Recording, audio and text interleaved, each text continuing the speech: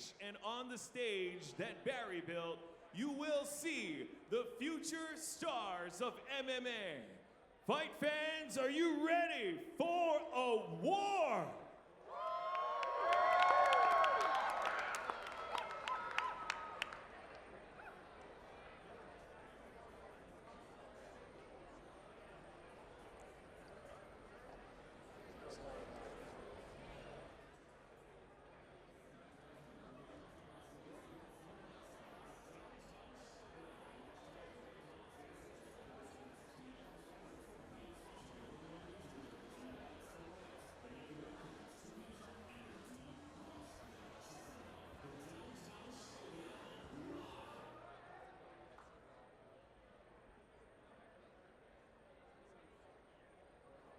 Let's bring out our blue corner.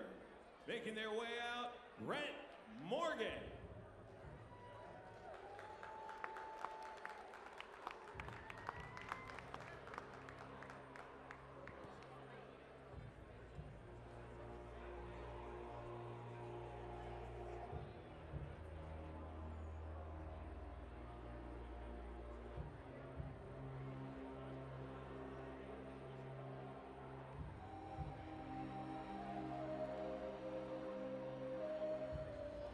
Of MMA and fighter making his way to the ring right now.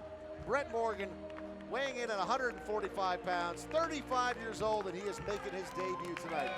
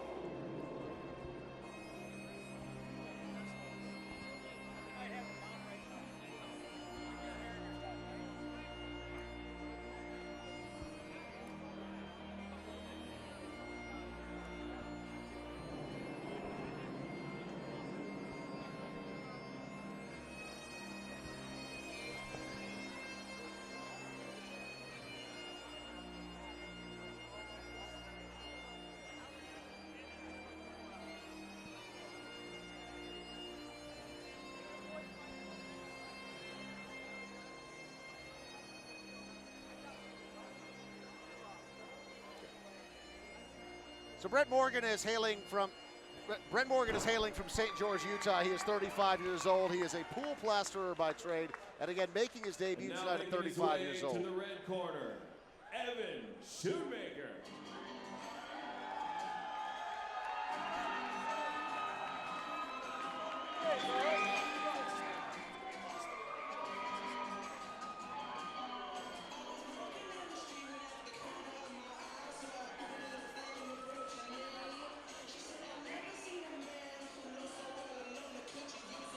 No. Evan Shoemaker, 5'9", also 145 pounds. He hails from Las Vegas, Nevada. And Mahoney, he's just 24 years old, so he is 11 years the junior of his opponent Brent Morgan. Again, from Las Vegas, he said that he is really excited tonight to step in, also make his debut, but he's looking for a title in the not-too-distant future. He said that he wants to make a statement tonight so that way he can set himself up to make a run professionally and one day have that strap around his waist. Both these men in impeccable shape. I love seeing fighters who have no professional or no amateur experience stepping into the cage for the first time. It's always a special moment because anything can happen, Dave. Yeah, it's really interesting when you see, two fighters that have never competed before on any level, how the adrenaline will affect them. This is their very first time stepping into the cage. As you said, it's a big moment for these guys. Here we go, our first bout of the evening at Tuff-N-Uff. Ladies and gentlemen, our first bout of the evening is scheduled for 3 two-minute rounds in the Tuff-N-Uff featherweight division. Introducing first, fighting out of the blue corner, with a record making his Tuff-N-Uff debut tonight, fighting out of Fusion MMA, St. George, Utah, Brent Morgan. His opponent stands across the cage, also making his Tuff-N-Uff debut tonight. Fighting out of Results MMA, Las Vegas, Nevada, Evan Shoemaker. The referee in charge of the action inside the cage is the one and only Chris Taioni. Chris Tione is a fantastic referee. 3 3-minute rounds is what we have scheduled for each night. Taking a look at the tail of the tape.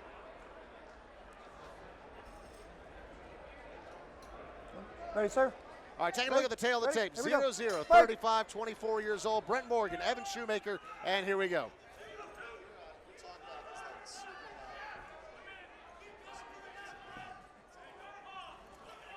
Nice right there by Morgan.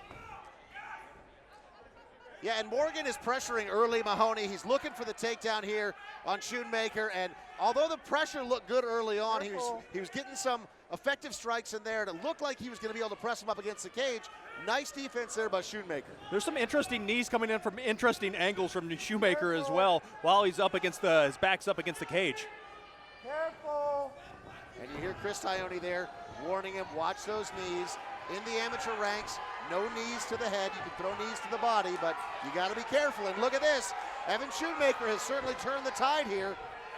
Morgan doing a nice job of once again getting Shoemaker up against that cage, and he does get the takedown there. He scoops the single leg, but Shoemaker still looks like he is very composed, possibly hunting for a guillotine. Right now that arm is in, so he's not going to be able to secure it, or very unlikely to a point where he'd be able to finish it, but still looks very composed even though he's the one on his back right now. Trying to wall walk, looks like he's up to one knee, but Morgan doing a very good job of holding him down for now. Got control of both of those legs. He's got control of both those legs, but Shoemaker doing a nice job controlling the head of Morgan, and Shoemaker back to his feet. Still got both of those hands locked. Do not a little bit of a fence grab there from Shoemaker. Yeah, and Tione all over that, saying, do not grab the cage. You do it again, I'm going to take a point. He's got the back now. Morgan doing a nice job. He's trying to roll him over. Shoemaker with nice defense. That's what I love about Tuff-N-Uff here. Do not grab the cage. You've got two guys making their debut, but they look like, ooh, boy, that knee almost went south of the border there. Careful. Those are coming very close, but final 10 seconds here of round number 1. Morgan looking for another takedown, and he gets it. That's the end of round number 1.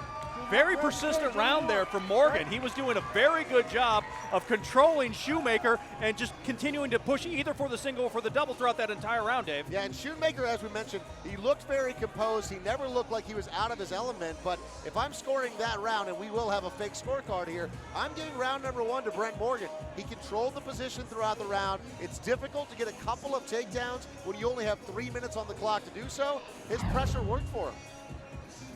Looking here at the replay, we saw a couple nice strikes landed there by Morgan, and that's his first takedown, going for that single leg. Here he is getting that takedown. That was at the very end of round number 1 there. So again, Brent Morgan very persistent, looking for that takedown. He got it numerous times in that round. Nice job by the 35-year-old. Lots of big breaths being taken by Morgan there, though, and Shoemaker looking more composed between the rounds. I mean, that takes a lot of energy to control a man like that for 3 minutes, Dave. And again, very first round of their very first amateur fight. Here we go to round number 2. Okay, second round, here we go, fight. 3 minutes back on the clock, nice touch of the gloves. Morgan is wearing the black trunks. Shoemaker is wearing the gray. Shoemaker opens up with a kick. Could be a mistake. Once again, Morgan hunting for that takedown. Keep in mind, Tione has already warned Shoemaker a couple of times about grabbing that fence. He did grab it a couple of times in that first round, trying to prevent the takedown. Tione is all over it. He's one of the best referees in the game. Looking for the ankle pick here. Brent Morgan does pick that ankle, however, Shoemaker with good balance, trying to press that head down to avoid the takedown. He's going for the double leg now, scoops it. Unable to complete it though, Shoemaker still able to stay on his feet. And that's the challenge with these shorter rounds in the amateur ranks, Mahoney. Watch the spine. Just over a minute left here in the second round. Morgan, this entire round, has been hunting for that takedown, spending a lot of energy looking for the takedown, has been unable to get it thus far, gets it there. Shoemaker right back up there. I mean, this is not energy efficient either for Shoemaker, you got to remember, because he is using every ounce of his body to try to keep from being taken down by Morgan, and Morgan has him down now. What's interesting, though, is that Morgan, being as relentless as he is with these takedowns, he is neutralizing the offense of Shoemaker. So even though he's had limited success getting him down and keeping him down, he's been in top position this entire fight. He is controlling this round so far with only just over 30 seconds left. You know, Shoemaker's going to need to pull something out if he wants to win this round. Careful. Careful.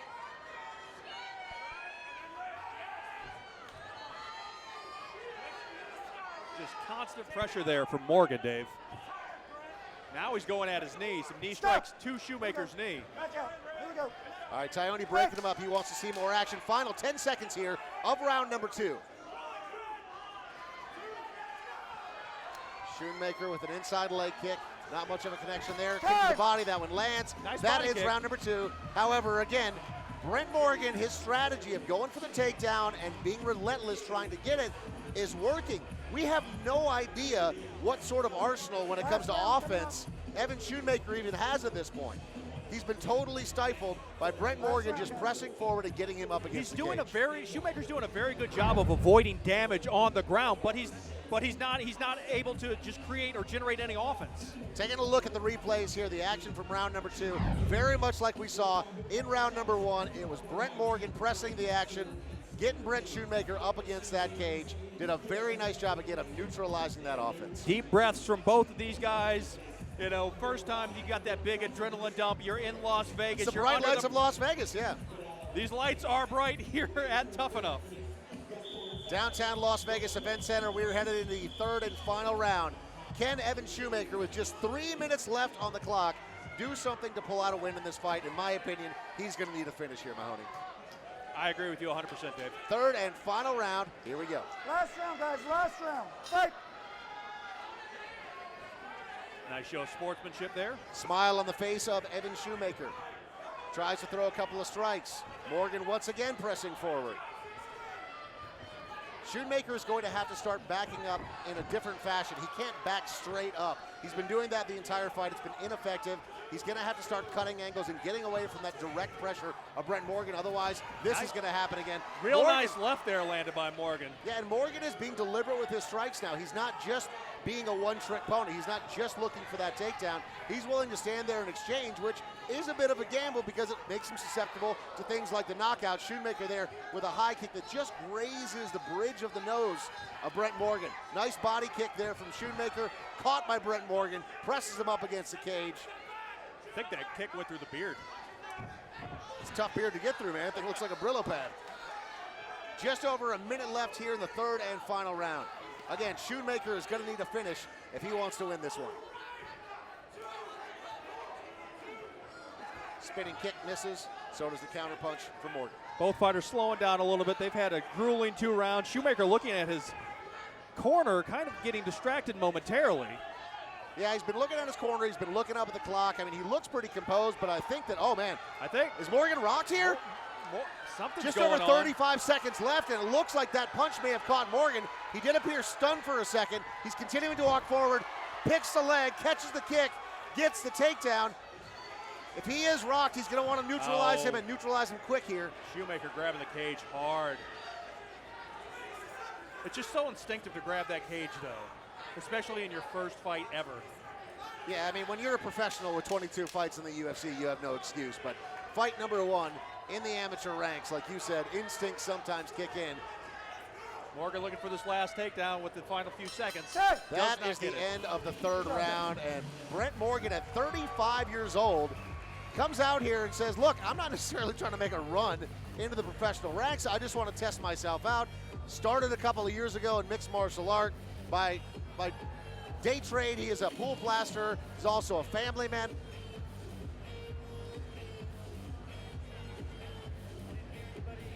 Taking a look at some of the action here from the 3rd and final round. Brent Morgan again pushing forward. Big This left. was the story of the fight, Mahoney. Morgan always pushing forward, looking for those takedowns, slowing down a little bit. He does get Shoemaker when he gets lazy with that kick and gets on top of him. Not able to really land much damage, but he does land that takedown. A much closer 3rd round than we had seen in the previous 2. I think Shoemaker took that round, but I think overall Morgan is going to be the winner of this fight. Shoemaker does look like a young Forrest Griffin, though. I don't know if you noticed that. He sure does. All right, it looks like our official decisions are in, so we'll get to that in just a moment. But again, fun fight to start our night here at the downtown Las Vegas Event Center. Chris Tyone is standing with the fighters. Justin is in the ring with the official announcement. Let's get it right now. Good job, guys.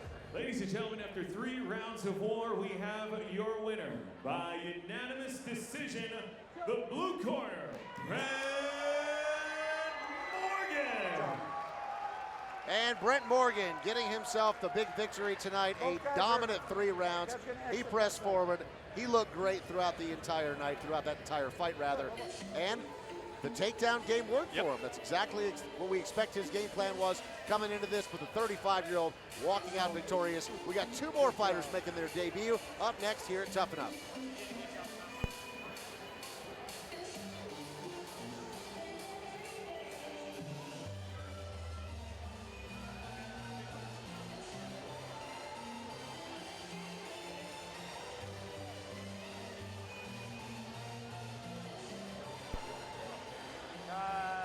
Bell on the back here. Need a check? Need a check. Need a check? Need a check? I'm a curious learner. One call, that's all. If you, your family, or your friends have been injured, please call 702-644-3333. Schedule an appointment for a free consultation with one of our chiropractors.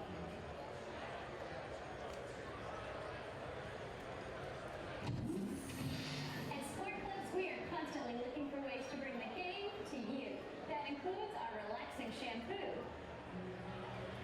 Are you ready for your rinse?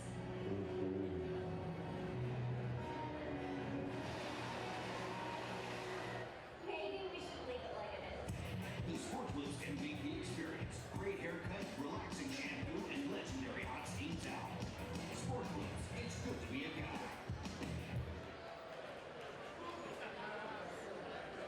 Let's bring out the Tuff-N-Uff Bantamweight division.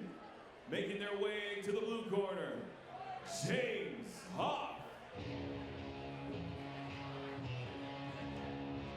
Here is James Hoff. He is making his debut tonight here at Tuff-N-Uff. 33 years old. He has got himself a fantastic nickname. He's from Jackpot, Nevada, and his nickname is James Jackpot Hoff.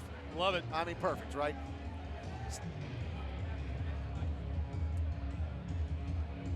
Kelvin Gavabin is his opponent, also making his debut tonight at just 0-0, 18 years old. It's time for the official walkouts. Here we go. James Hoff making his way in right now. He's been training about 15, 20 hours a week in Idaho and Nevada. So he's taking this seriously. He's basically putting in the work of a part-time job. I mean, if you're talking about doing it 20 hours a week, that's like 4 hours a day, 5 days a week. That's some serious work that he's putting in there. He knows that his opponent is a jiu-jitsu fighter. Hoff classifies himself as a boxing and a jiu-jitsu guy, so it'll be interesting to see striker versus grappler. He's been training for about 5 years, a little shy of that, started training in mixed martial arts back in July of 2012. See him hugging Ryan Couture there. Ryan Couture's beard looking mighty fierce. Ryan the Lion Couture always looking fierce, Mahoney. Got his start right here in Tuff-N-Uff. Absolutely he did. So did plenty of other recognizable names. John Fitch fought in Tuff-N-Uff. Ronda Rousey got her start right here in Tuff-N-Uff. Fortunate enough to call that fight early on. Robert Drysdale as well. Robert Drysdale was here, so lots of great names, lots of great legendary camps churning out these fighters, and it is an honor to be cage side once again here in Las Vegas tonight. Fight capital of the world, Dave. Indeed.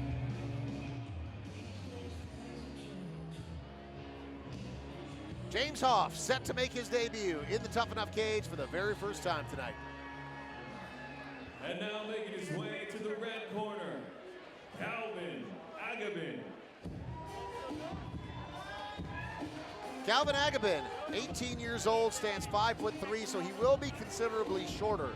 His opponent's 6 inches taller than him, but he is a grappler. He said he's been training mixed martial arts since he was young. And Mahoney, you think about the legendary rise of the UFC and how quickly we saw it, but you've got to think that somebody that was 18 years old, they were like a baby when the UFC was first coming around. So you literally could have known a life with just the UFC in it. Like you and I remember before the UFC was around and as big of a deal as it was. We remember before Tuff-N-Uff was putting on all these great events here in Las Vegas. At just 18 years old, this is a young man that has an opportunity to show his promise tonight on the stage of the future stars of MMA. We're actually celebrating Tuff-N-Uff's 20th year this year in 2007, so literally Tuff-N-Uff is older. Just a little bit older than old Calvin Agabin. Should be a fun one tonight. Again, 2 fighters making their debut. These are some of my favorite fights that we get to call. I mean, it's always great to see, those rising stars that are on the verge of breaking through and going to the pros and becoming superstars like Ronda Rousey. However, it's really fun to see the very beginning for these guys and gals, and it's so fantastic that Tuff-N-Uff gives them the opportunity to compete on a big stage. I mean, to compete here in Las Vegas, downtown Las Vegas Event Center, with all the lights and all the production, it's just a cool moment for these guys, and certainly cool for us. Hands down the best amateur MMA in the country right here tonight, downtown Las Vegas, Tuff-N-Uff, and we're about to get our second fight underway. Ladies and gentlemen, our next bout of the evening is scheduled for 3 2-minute rounds in the Tuff-N-Uff Bantamweight division. Introducing first, fighting out of the blue corner, making his Tuff-N-Uff debut tonight, fighting out of Next Level MMA, Jackpot, Nevada, Jackpot James Huff. His opponent stands across the cage in the red corner, making his Tuff-N-Uff debut tonight, fighting out of 9th Aisle, BJJ, Las Vegas, Nevada. He is Calvin Agabin. The referee in charge of the action inside the cage is the Joe Sullivan.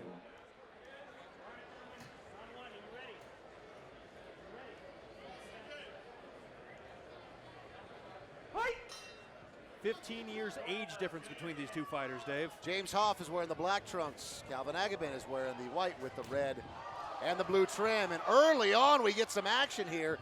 These two clash in the center of the cage, and Agabin looked to have control for a second. Huff did a nice job of reversing it. Now he's got Agabin up against the cage. Agabin looks for a trip, and he gets it. Throw, wow.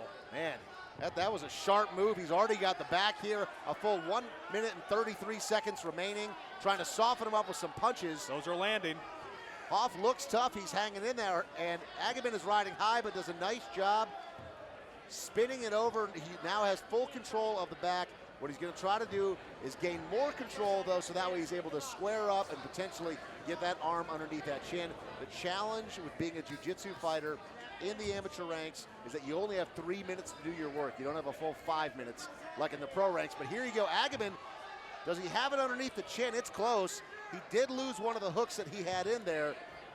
It's not totally under the chin. He gives up on it. He wants to reset. 55 seconds. Can he do it in that time? Again, he's riding high on that back. Huff wants to sneak out the backside. Agabin has him all twisted up, though. Agabin seems to be content with staying in that position, looking for submissions. You know, he's not trying to center himself back on Huff's back. He's looking for submissions at any point from the whatever angle he is currently at.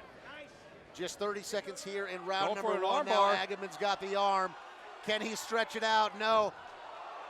Huff is able to escape now. He's looking for an ankle. I mean, Agabin is literally looking for everything that he can possibly do to submit Huff, who's still hanging in there tough, but he's rolling with it. Now that's it! Wow! Calvin Agabin, round number one. First he went for a rear naked choke. He had the back, almost had the arm underneath the chin. He spins out of that. He goes for the arm bar, unsuccessful there, and then he gets the ankle, and you see how serious it is. Huff is limping right now. What a performance from a young man making his debut. Let's take a look at that replay, Dave. Wow. Just twerk that knee, and you could see the pain in Huff's face. That was deep. Taking a look here at the replay, I mean, we can basically rewatch this entire fight because it was so good. I mean, Agabin, aggressive early on. Huff was willing to stand and trade with him, but then here you go. He's got that gator roll. I mean, that is tight. Very rarely do you see a finish like that in mixed martial arts. You really have to know your technique. And Joe Sullivan was there, and Agabin did release as soon as the tap was there. He did not hold it for any extended period of time. You know, we could see the pain in Huff's face. But, I mean, when it comes to your knees or your ankles or those tendons, it's just, you don't want any more pressure on them than there has to be. What a great performance from a young man making his debut tonight. It's time for our official announcement.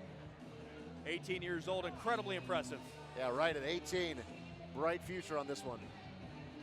And Huff he's limping his way over to the referee right now, still in pain, but he is going to do his best to get over there for the official decision. I like the sportsmanship, and Calvin Agabin earning his nickname right now of Clark Kent, putting the glasses back on, barely recognize the guy. Here we go with the official announcement. Ladies and gentlemen, after 1 minute, 47 seconds into the first round, your winner by tap out due to straight knee bar, Calvin Clark Kent Agabin. 18 years old, debut tonight here at Tuff-N-Uff, and an enormous victory for him. Congratulations. We still have 7 more fights to go. Want to give a special shout out to our friends over there at Fight TV. They're streaming the fights tonight. Everyone watching on Fight TV, we certainly appreciate you as well. Want to give a special shout out to our boy Keith, who is piloting that entire thing. It is so fantastic to be with you tonight here at the downtown Las Vegas Event Center. I'm Dave Farah alongside Jason Mahoney. 7 more fights, and like I said, some of our favorite fights to call are the ones where guys are making their debut. 2 more fighters making their debut coming up next.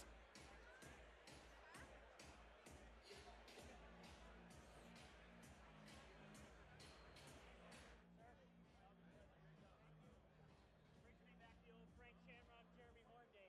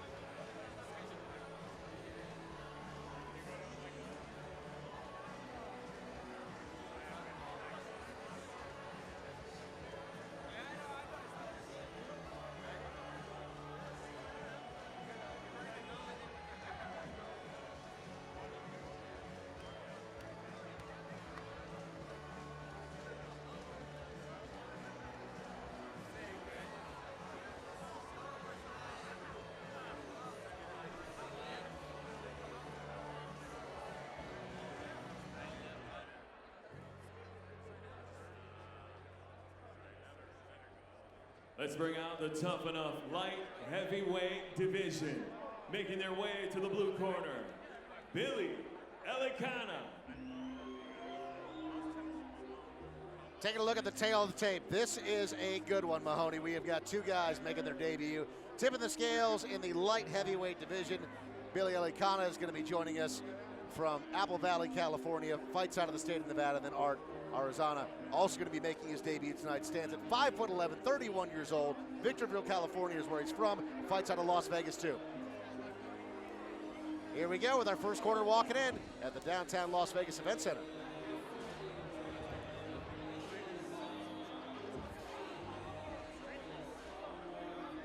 Now, Billy Elicana, who is making his debut tonight, as I mentioned just a moment ago, just started training in mixed martial arts about 6 or 7 months ago. He says he has been training very hard, doesn't know anything about his opponent, though. So when you're coming into a fight like this, it's a whole new level of challenges when you're blind as to what to expect for the guy you're fighting, right? You can't find tape on him. Right. You are literally blind walking in. You Is he a can't jiu-jitsu YouTube guy? and see, you had no idea. Do you sneak into his gym and secretly record him like the Patriots? Now, I do like Billy's style, though. He said that in 5 years from now, he sees himself being 50-0 in MMA. Oh, look. So he wants to pull off a Floyd Mayweather, only do it in mixed martial arts, which shockingly has never been done before. It'll be interesting to see how he does tonight in his debut, but brimming with confidence. I like it. The road to 50-0, Dave, starts with 1-0. That's right. Loves to work, loves to take care of his son, loves to train mixed martial arts. Big test for him tonight as Billy Elicana makes his way into the cage for the very first time here in Las Vegas. Getting his final checks done, walking up those stairs. This is his moment.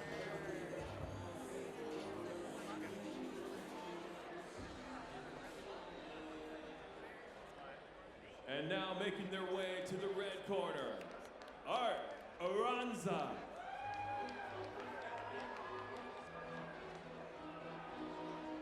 Good news, he does not have an advantage over his opponent. Art Arizona knows nothing about his opponent as well. So both flying blind on this one.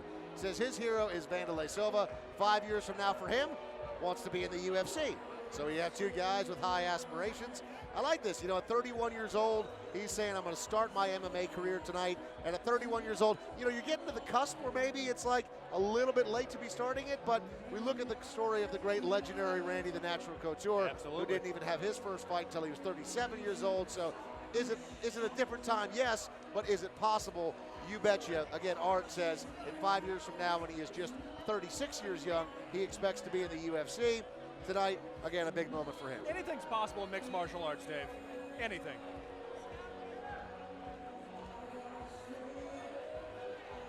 Elikana is going to have a height advantage. He stands at 6'3". Aranza, who you see there on your screen, stands at 5'11". So 4 inches shorter, making his debut tonight as well. Who will have the better technique? Right now, neither of these guys know. We don't know, but we're about to find out. I'm excited. I'm too. Third fight of the night. This is our only one with the bigger boys tonight in the light heavyweight division, and we are set to go.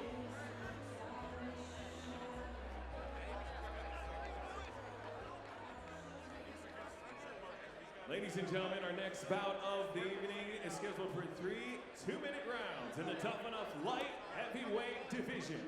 Introducing first, fighting out of the blue corner, making his Tuff-N-Uff debut tonight, fighting out of Uprising MMA, Las Vegas, Nevada, Billy Elikana.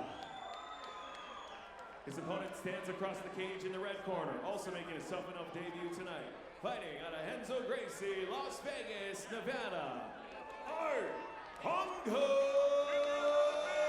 Orvanza. Referee in charge of the action inside the cage is Chris Tione. Cage doors locked, 3 3-minute rounds. Chris Tione, your referee. We're set to go. Elikana is wearing the straight black trunks. Aranza is wearing the red and the black. Again, Elikana is going to have a significant reach advantage and height advantage. And wow! A straight just drops Aranza. Elikana's just picking those shots. And the southpaw there just dropped him with a straight left hand. Interesting to see the battle of foot placement here when you have the orthodox fighter versus the southpaw fighter, but you see that reach advantage for Elikana already playing a big factor here just seconds into the first round. That left is landing with authority, Dave. Yeah, what's interesting is that he's not really setting it up that much. I mean, he'll throw a punch and then throw that left, but that left comes in hot, and Arizona's having a hard time blocking it. He's thrown 4 lefts, all 4 have connected pretty hard. And what's interesting is that the punches that Arizona is throwing back are falling way short right now. When it comes to finding his distance, Elikana looks very good, very calm, and very safe with how far he is staying away from his opponent.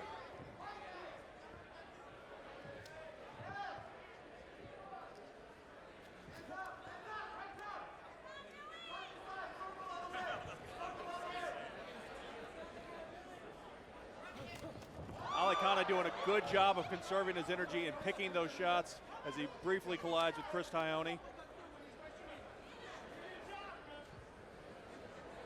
It's interesting to see how he's opening his mouth, though.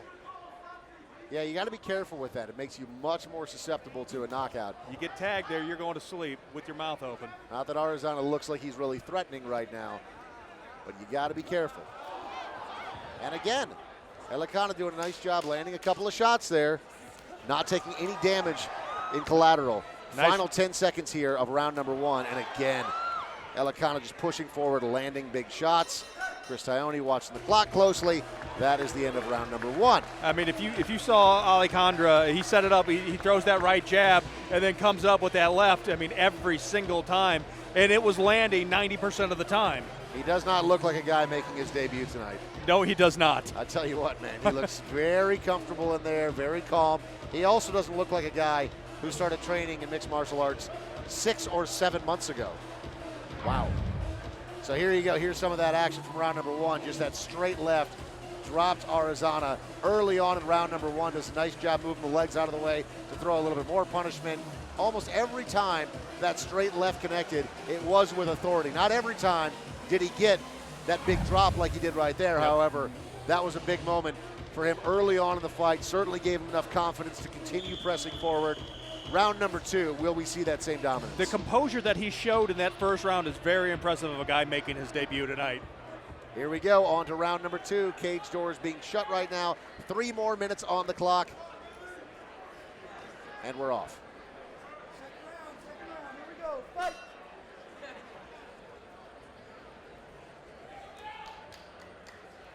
Again, Elikana just taking the center of the cage, very calm. Arizona pushes forward, he just spins right out of it. He's doing a very nice job of maintaining that distance, staying out of harm's way, and then he comes in, he strikes, and again, that left hand, that was actually blocked, and it still got through Mahoney. Yeah, it actually scraped the forehead there of Arizona. I mean, Arizona's punches aren't even coming close at this point. No, he's got to find a way to close this distance. He's got to get inside, he's got to throw some shots to the body, because right now, every time he goes for that head, big power coming out of happening to him. Yeah, there's big power. He's throwing some side kicks now, some way, but that power from Alejandra is tagging him every time he comes in. More of an overhand left there. Still made some contact, not nearly as much. Attacking the legs now. I like Arizona's style. I mean, he is trying to mix it up, trying to find a way to get some sort of competitive advantage in this fight. But so far, the reach advantage, the height advantage for Elikana has just proven to be too much. Seems there's a bit of a speed advantage, too, there for Alejandra. But Arizona's pushing forward. He's doing a better job in this round than he did in the first round. Alejandra keeping his hands low, though. I do worry about that, even though he has been dominant. The mouth open, yeah. And he's throwing these punches in nice flurries. Chris, tell me to watch it closely. This could be it. That is the end, ladies and gentlemen. Round number 2. Billy Elikana gets himself a victory that I could have told you 5 seconds into this fight that he was going to get. He was just waiting for his opportunity. He's in phenomenal shape. His distance was great. His striking power was excellent as well. Everything about him looked good. Doesn't even look winded right now. Obviously, he knew he did not need to keep his hands up. And taking a look here at the action in round number 2, this is when he knew he had him hurt. Kind of gave it a moment, though. Never got impatient with it. Stunned him with a punch. He missed a couple of kicks. And then this is the moment here where he gets him up against the cage, hits him with a couple, and then just swarms in. And he knew it was all over. Chris Taione just had to come over, touch him once. He was very aware of what was going on the entire time. The adrenaline never even overwhelmed him, which is amazing considering that's his first finish in the cage under the bright lights here in Las Vegas. Beautiful performance. Looks like from he Billy Elikana. Looks like he could fight another fight tonight if he wanted to. Excited to see where the future takes this young man at just 21 years old. Bright future for him, certainly. Absolutely. Future stars of MMA, you betcha. 1-0. Only 49 more to go, Dave. Undefeated. He said he's going to be 50-0 in mixed martial arts, and hard to disagree with him after seeing that performance. Competition may step up a little bit as he continues to move up the ranks, but great performance by him tonight here in Tuff-N-Uff, and so exciting to see a young man getting his way onto the path that he so badly wants. Ladies and gentlemen, after 1 minute, 34 seconds into the second round, referee Chris Taione calls a stop to the fight for your winner by TKO, Billy Elikana.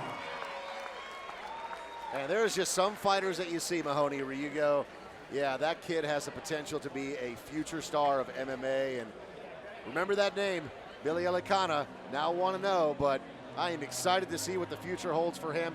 Certainly a lot of potential, and you saw it here first at Tuff-N-Uff.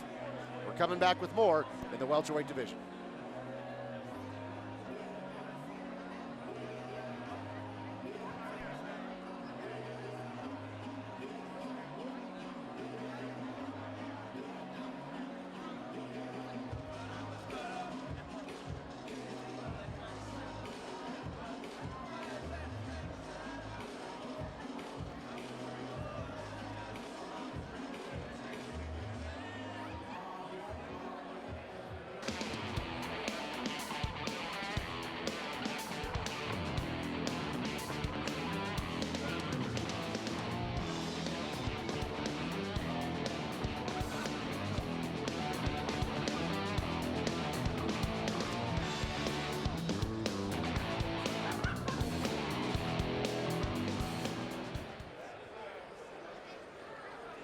All right, ladies and gentlemen, let's bring out our Tuff-N-Uff welterweight division.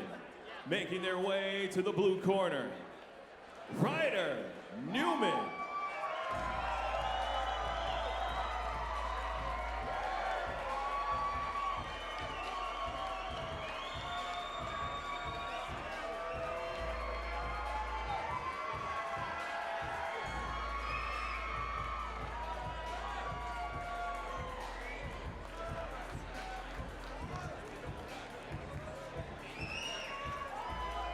And here we are with the tail of the tape. Ryder Newman is 1-0. Sir Mosley is 3-4. Ryder Newman goes by the nickname Rhino. 22 years young. His opponent is 26. Both tipped in the scales at 170 pounds. Excited for this one, our first welterweight fight of the night. Oh, yeah. Mahoney.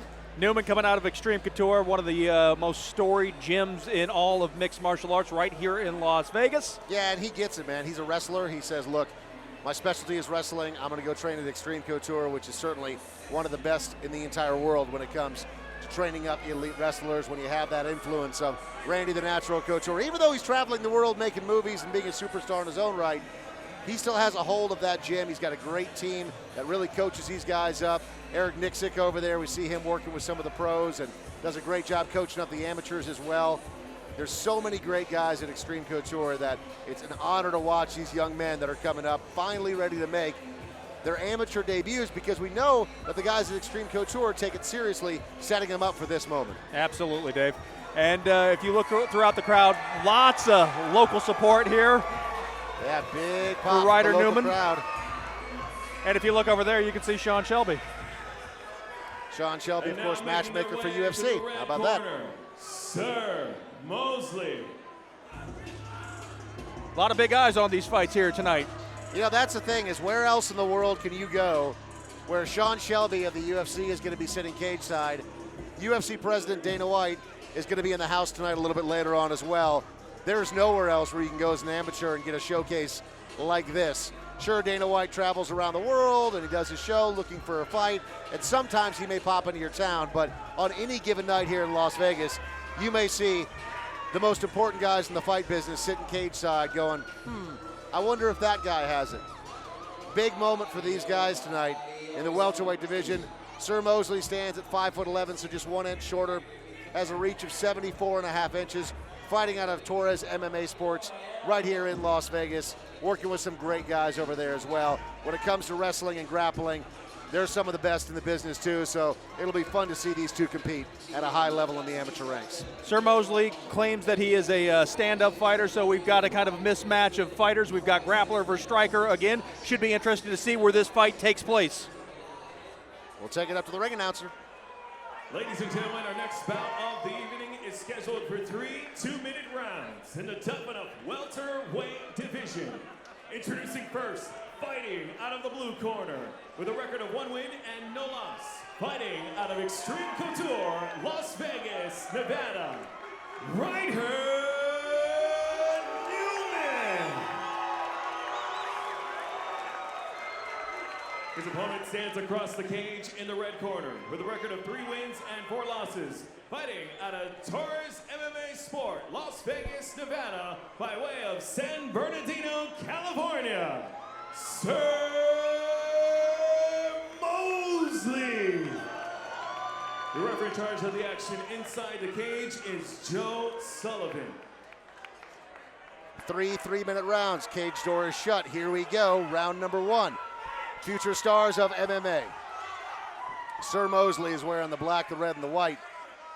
Ryder Newman is wearing the black trunks with the silver trim, and boy, he elevates him for a big slam there, Mahoney. Big takedown with authority, Dave. Yeah, and you said early on that this was going to be the stand-up fighter in Sir Mosley versus Ryder Newman, who is the grappler, and Rhino is pressing hard here for another takedown. Had no problem getting it last time. Let's see here. Mosley doing a nice job of sitting down, avoiding the takedown. Rhino throws a knee to the body.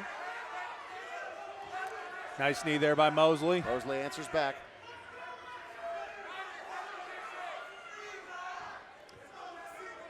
Both Mosley looking very composed even while eating some of those knees. and dealing with the pressure there from Newman. Turns it around and gets Newman's back up against the cage. Yeah, I mean, when it comes to experience, I mean, we saw Newman open very aggressive there. Newman is 1-0 on his record in amateur mixed martial arts. Mosley is 3-4. Mosley does have considerably more experience, although not a winning record. He does have 7 fights in the amateur ranks. This would be his 8th. We'll see if that experience plays a factor as we get a little bit deeper into this one, but we only have about 45 seconds left here in the opening frame. Mosley's not liking those knees there from Newman. You can see the grimace on his face. Trying to spin out, throws a knee of his own.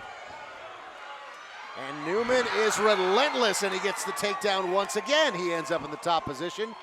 This time Mosley looks a little bit less spry on the ground. Last time he quickly tried to advance out of it. This time he seems comfortable just staying in the bottom position, not really in any danger right now. Nice side control there for Newman, but is he able to do anything with it other than just stay on top? Doubtful here with under 10 seconds left to go. Now he's in the closed guard of Sir Mosley. Those big slams take a lot of energy. That is the end of round number 1, and that was a good one for Ryder Rhino Newman.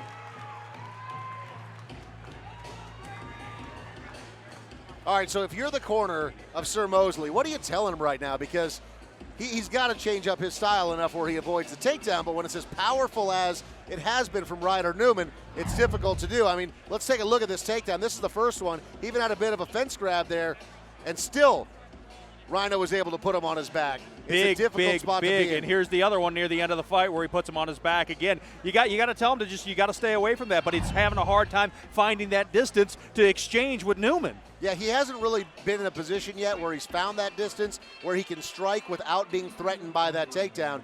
You know, that's that elite training that we were talking about at Extreme Couture. You take away your opponent's greatest strength by being aggressive yourself, but focusing on your own strength. Ryder Newman in round number 1 did a great job of that, but Sir Mosley just saw a very determined and calm look on his face. Let's see if he can turn that into something here in round number 2. Stood up from his chair quite a bit early, too. Newman again in the black trunks with the silver. Sir Mosley is wearing the black, the red, and the white. And nice strikes there. Those are landing from Sir Mosley. Couple of shots landed. Now he's calling him forward. So Mosley trying to bait him into his game. Both these guys have a lot of power. I don't think either one of them want to get into a brawl, really.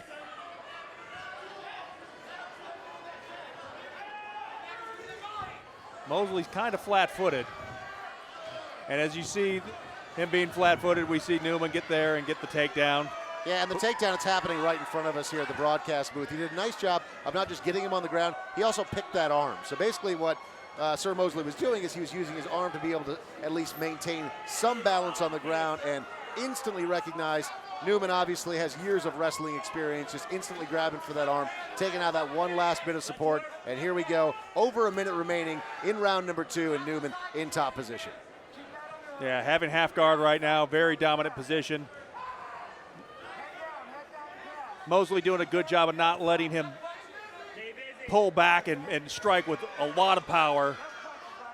Yeah, you see what Mosley's doing right now is he has his hand on the back of the head of Newman, and what he's trying to do is keep him from posturing up so he can't rain down those big punches. But all he's really able to do in this position is just try to mitigate as much damage as possible. He's not able to mount any offense. He's trying to push Newman off and get back to his feet. I don't like it, but sometimes in amateur MMA, we will see a stand-up from a advantageous position if you are in half guard. We have seen stand-ups there. Back to full guard now is Mosley. Yeah, Sullivan watching very closely, though, as the referee, and now Rhino is starting to land some big shots. This is what Mosley was trying to avoid earlier in the round. Final seconds here of round number 2, and he survives the onslaught. Interesting to see Newman landing better shots from full guard than he was from half. Yeah, very interesting. You can tell that he's practiced that position a number of times. 2 rounds in the bag, and again, Mosley did a nice job there in the second round, in the opening frames of the second round, being able to mount a little bit of offense. But Newman got stung a little bit in that first exchange. Yes, he did. And he learned his lesson pretty quickly. Let's not get this. Let's not make this a striking battle with Sir Mosley. Let's stick to the bread and butter.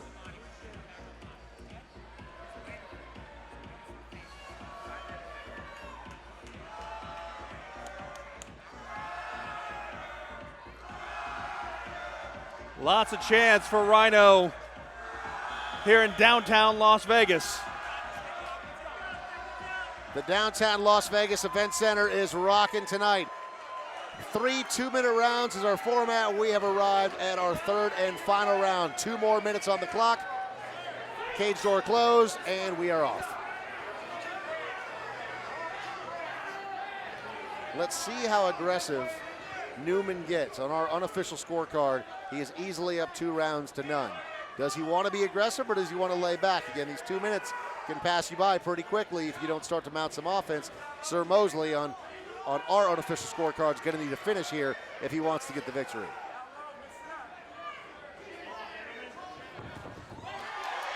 Goes for a kick, even though it's a low kick. Beautifully timed by Rhino. He shoots in, gets the takedown with ease, and once again, he's in top position.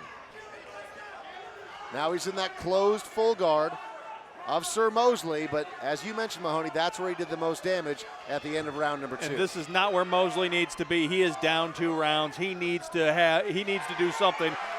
This is going to be a hard position for him to get out of. I don't know if he's going to be able to. Just over a minute remaining, and Rhino is once again in top position, raining down punches right now.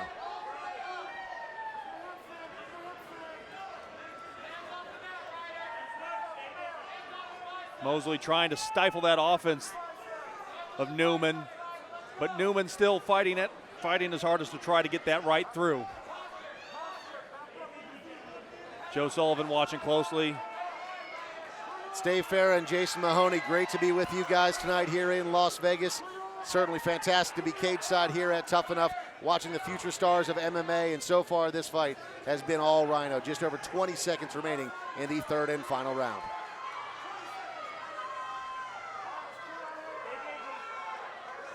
Just a dominant performance so far from Newman. Final 10 seconds. Can Newman put an exclamation? Oh, look at this. Rolls Sir for an Mosley. arm bar. He's spinning for that arm.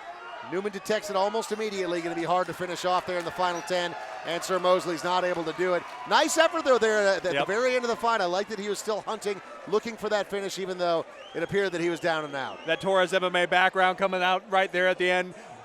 Might not have been expecting that from Mosley, but made a valiant effort there at the end. But that fight was all Newman.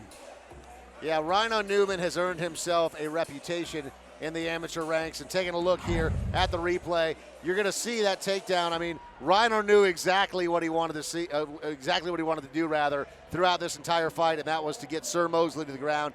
In each and every round, he was able to do that. He was postured up here, landing some big punches. That was the story of the fight. Rhino knew what he needed to do to take out the much more experienced opponent in Sir Mosley, and he was dominant throughout all 3 rounds. Beautiful performance from him. Let's take it up to Justin Bernard, who is in the ring with the official decision.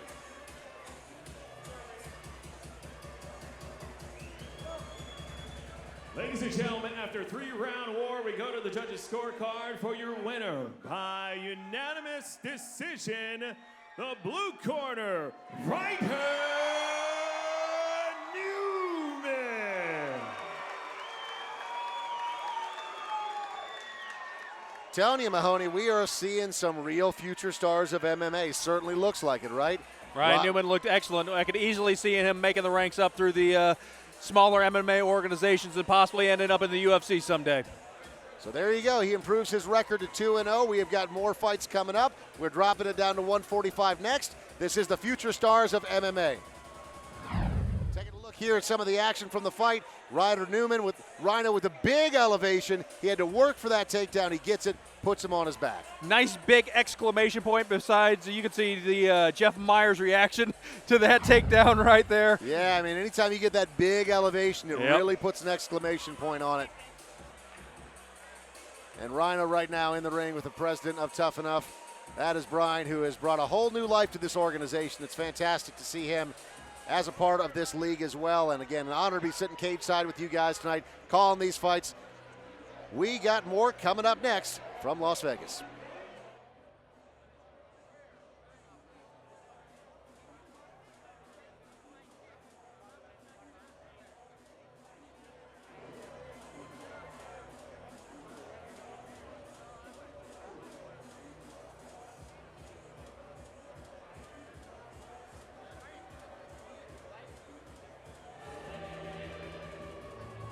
All right, Tuff-N-Uff fans, we know you can be anywhere in Las Vegas on a Friday night, and we appreciate you coming out to Tuff-N-Uff. Barry Myers, future stars of MMA, to show our appreciation to each and every one of you. We're gonna need you to get up out of your seat, put your hands to the sky, and make some noise. DJ E-Dot.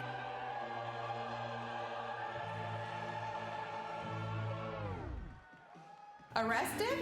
Hi, I'm Amanda Doyle, owner of Blondie's Bail Bonds. Call us anytime, day or night. Blondie's Bail Bonds offers fast and friendly service and easy payment plans. So if you find yourself here, Blondie's Bail Bonds can make it disappear.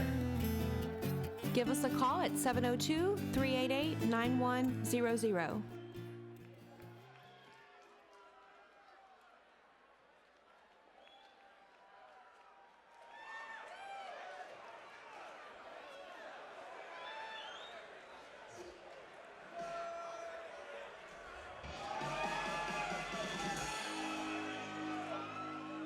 It is absolute pandemonium. Thank you to the Hooters girls and Hooters.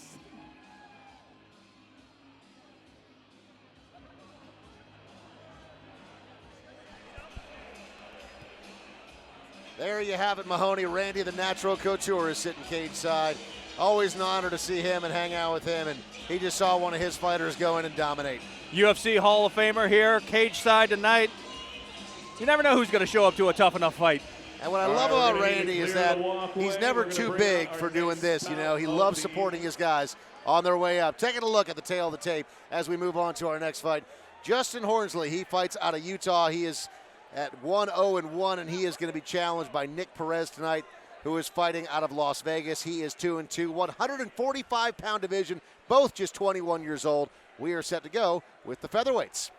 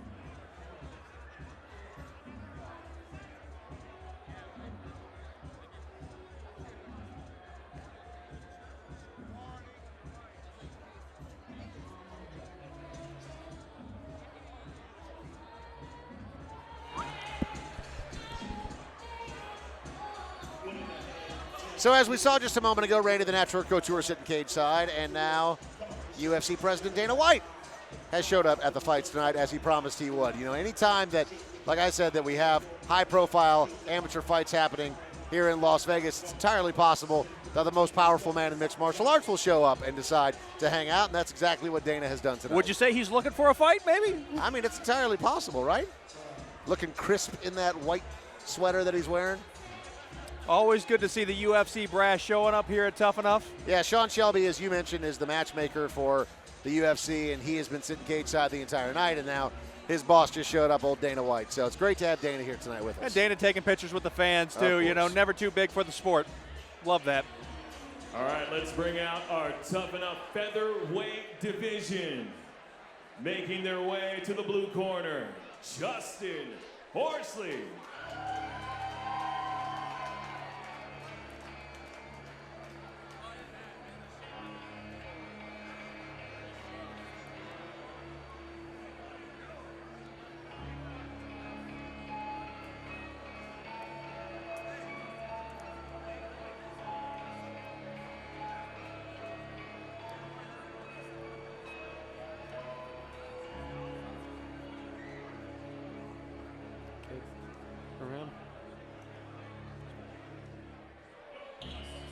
supposed to fight tonight.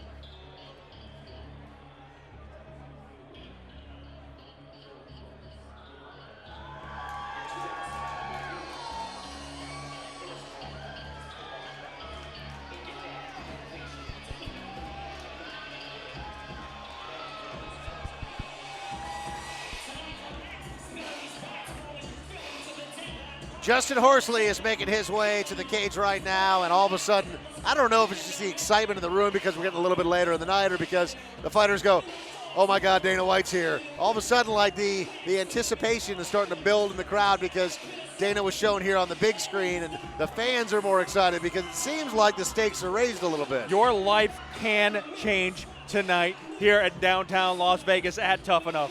I mean, literally, you've got two of the most powerful men in mixed martial arts getting ready to watch you fight. This is a big moment. At just 21 years old, Justin Horsley at 145 pounds can make himself a statement tonight. Says he loves Uriah Faber, loves that fighting style. It's very aggressive. He said that he likes to fight the same way. A lot of passion in his fight.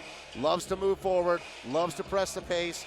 Says that he loves coaching wrestling and training and fitness. So obviously Uriah Faber is somebody that you would look up to if you're a big wrestler and you're all about fitness. And here you go. Justin Horsley at 21 years old has never lost a fight.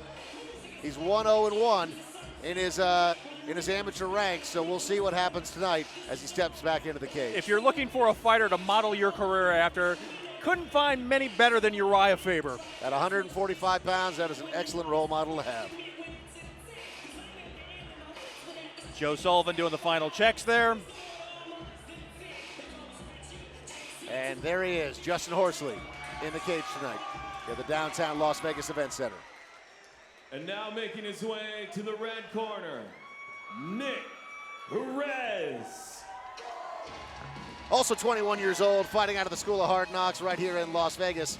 Nicholas Perez is 2-2 in his amateur career. Says he has been training in mixed martial arts for a little over a year, doesn't really know much about his opponent. In 5 years from now, he just wants to be chilling.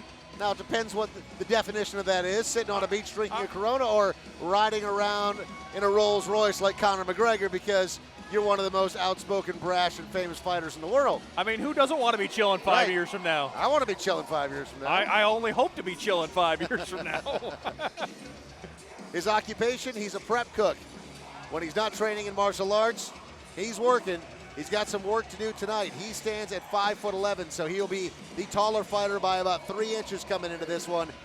Nick Perez, again, 2-2, so he wants to move into the win column tonight, get away from that even record, and he's going to have to beat a very tough opponent in Justin Horsley in order to do it. We've seen Randy Couture, we've seen Dana White, we've seen Sean Shelby.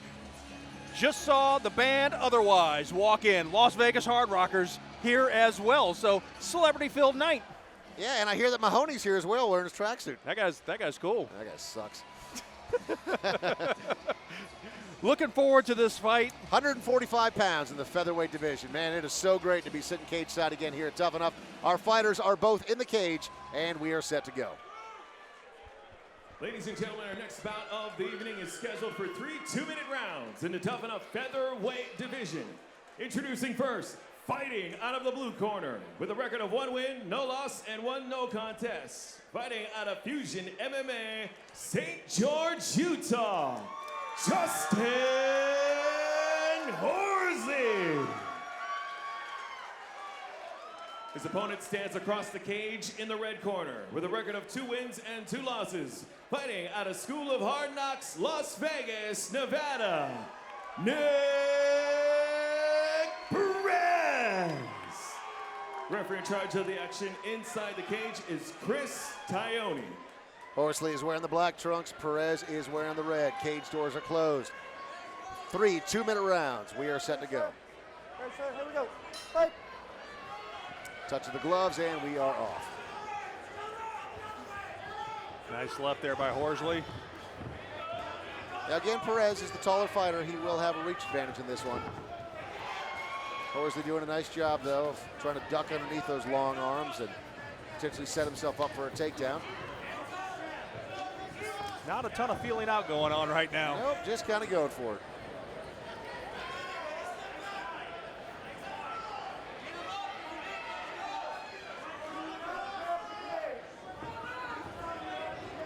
Perez spins out nicely.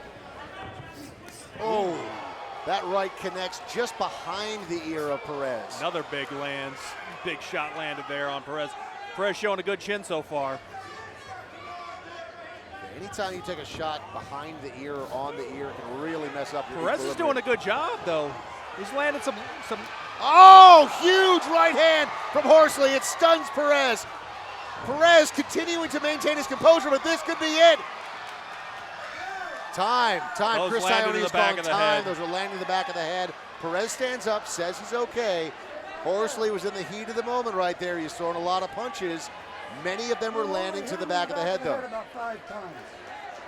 Okay? You can hear Chris Ione telling Horsley that he hit him in the back of the head about gonna 5 take a times point. with those hammer fists. And in it, 1 point back of the head. 1 point back of the head. Okay? So I think Chris that- Ione taking the point there from Horsley for back of the head. And he said you hit him in the back of the head about 5 times. You can't do that. and Horsley's lucky that Ione didn't stop this fight because Perez easily, had he been too injured to continue, he would have been disqualified. That's not what round you got to hit before that. Okay? So I'm going to give you a second. All right, let's take a look and watch this replay because I think that we're going to have enough time to catch it before we get back to the action. So here it is.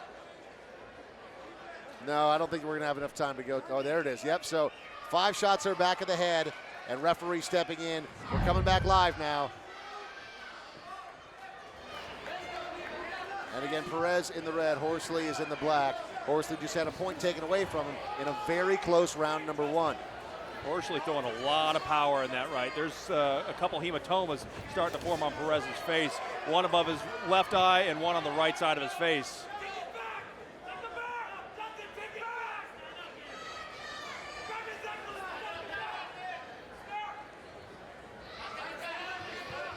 Oh. On the break, Horsley tries to land a big looping right hand, and it just misses. Final 10 seconds here of round number 1. Both these fighters landing in those exchanges.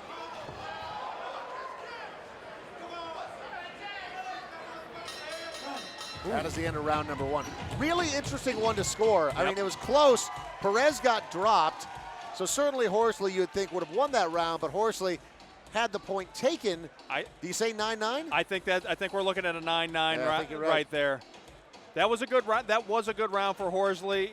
He just got a little excited. He's still very, very new in his mixed martial arts career, so it's easy to get excited. And if you looked, it's hard to see on the replay because we didn't get to see it, but Perez did have a bit of his glove up there blocking. I don't know exactly how that is ruled if you're blocking shots to the back of your head. I think Ione looks at it and just overall, if you're going for it and you're connecting, even with the part of it being blocked, it still counts as a shot. Yeah, and in the amateur ranks, these guys are at the very beginning of their career. Safety is paramount. Referees are always going to use extreme caution, and rightfully so. So Chris Ione doing a nice job there, making sure that the fighters are both safe. That does cost Justin Horsley a point, but what will happen here in round number 2, it's time to find out. Cage doors are closed. 2 more minutes on the clock. Good. Second round. Fight. Perez again with that reach advantage, trying to establish that distance. Horsley has done a nice job of getting inside of that longer reach and landing some big shots. Perez not throwing quite as much power as Horsley, but doing a good job of landing, though. He just landed a jab there. Yeah, just nice precision. Horsley's coming in, his hands are a little bit lower, and Perez just dotting that chin a little bit.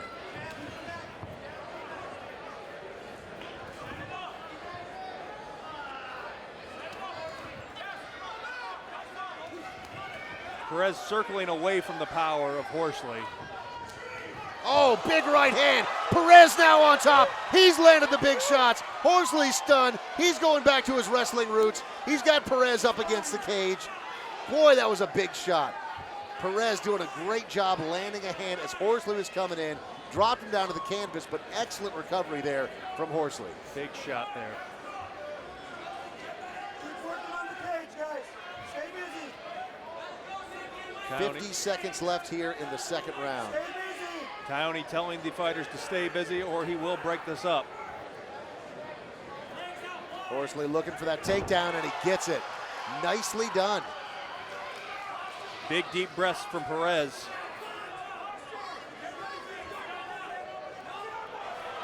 And Perez looking for the arm, almost gets it. Horsley detects it, backs off. Nice Just defense there. 20 seconds left here in the second round. Line him up. Line him up.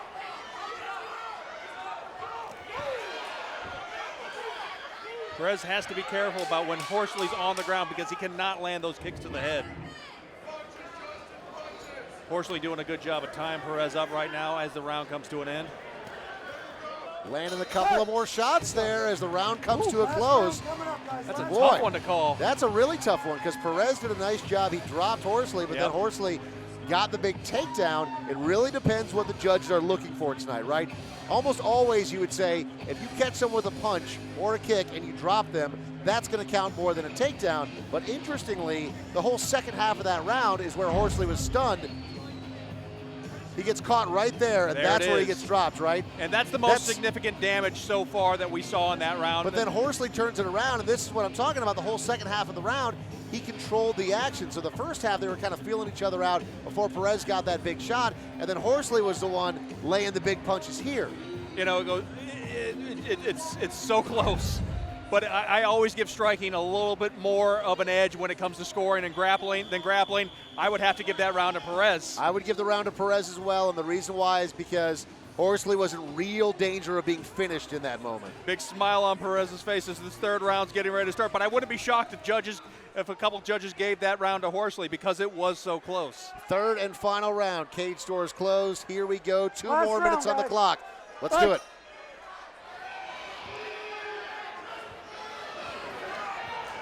Big hematoma on the left side of Perez's face. Perez going for that kick. Horsley timing it nicely, throwing a couple of punches, although they didn't connect. Spinning punch there from Horsley misses.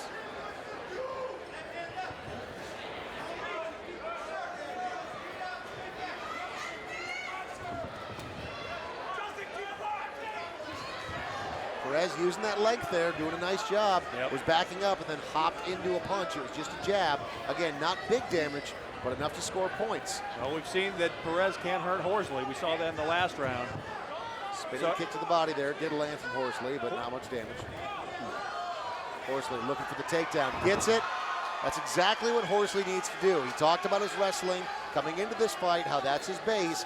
You got to put it to work for you. And right now, just like at the end of round number 2, he's doing exactly that. Did a good job of setting that takedown up. He threw a couple punches, put Perez off his game, and then just went in for that double, got him down, and now is in control. You don't have much time to waste in Tuff-N-Uff, though. That's the thing with these 2-minute rounds. You got to be careful there. The amateur ranks throwing those up kicks. Perez has done a pretty good job of getting off his back, either by going for a submission or throwing those up kicks. Just 30 seconds left in this fight. What happens in these 30 seconds could define it. Absolutely, Dave.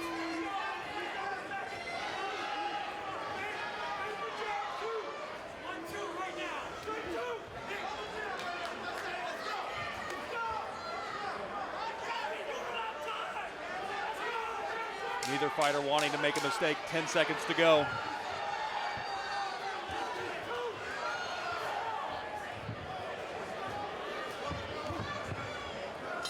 And that is the end of round number 3. We could very well have ourselves a draw on this one. Without a doubt. Very close third round as well. I would give it the edge to Horsley right there. Yeah, because Horsley got the takedown. Perez, while he did a nice job with a couple of punches, nothing significant. Yep. That takedown was the most significant moment of the third round. So taking a look here at the action from the third round. A lot of feeling out, and interestingly, you don't have a lot of time to do that, as you mentioned, in Tuff-N-Uff, but right there we saw that big takedown from Horsley. Again, Perez did a nice job of scrambling, getting back to his feet, but you've got to say, third round goes to Horsley. Second round could be Perez. Goes to Perez probably. First round very likely a draw. I'm going to guess a split decision somehow. If I was a betting man, which I am. And I'm also a betting man. I will guess a majority draw. But great fight all the way around. You know, both fighters tasted each other's power. Yep. You know, saw some nice wrestling there from Horsley. We saw some good foot movement there from Perez. You know, just all around a good fight. That's what I love about Tuff-N-Uff. They do a fantastic job with their matchmaking. They're always putting together guys that put on competitive, compelling fights, and that's exactly what we saw tonight here in the 145-pound division. And you know when it takes a little extra minute for the results to come back, you know something's going on. Yep, they're talking about it. You got to add. Yep. We're like, wait a minute. Is it going to be a draw? Carry the 1, minus the 2. So it looks like, are they still deliberating? I don't see Justin Bernard, who is our ring announcer and MC for tonight. I don't see him yet. I'm looking for him. He's talking to one of the judges. He's over behind Larry Meir, one of the judges' cage side here tonight. Justin is coming into the cage now. Yeah, it looks like he has the official results. He's going to call the fighters over. This one could be a close one. Here we go. Justin Bernard with the official decision here at Tuff-N-Uff.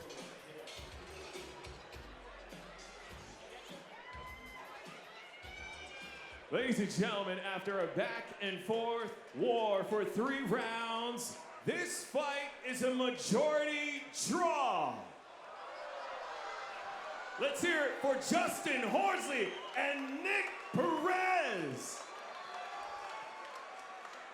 Well, that'll be the only bet that I win tonight, but I won it. What do we bet on that, $100,000? Something along those lines. Something like that. So, look, I mean, it's exactly what we thought. Yep. That point deduction in the first round, which was the right call by Chris I think the judges got it right. Yeah, the judges nailed it on that one. So, there you have it. Both walking out with a Ladies draw and tonight. gentlemen, We'll take a are gonna break. take We'll be a back. quick 4 more fights to go intermission. here at Give you Tuff-N-Uff. plenty of time to check out all of our awesome sponsors all along the sides of the downtown Las Vegas Event Center. We'll be back with more future stars of MMA. Barry Myers, Tuff-N-Uff.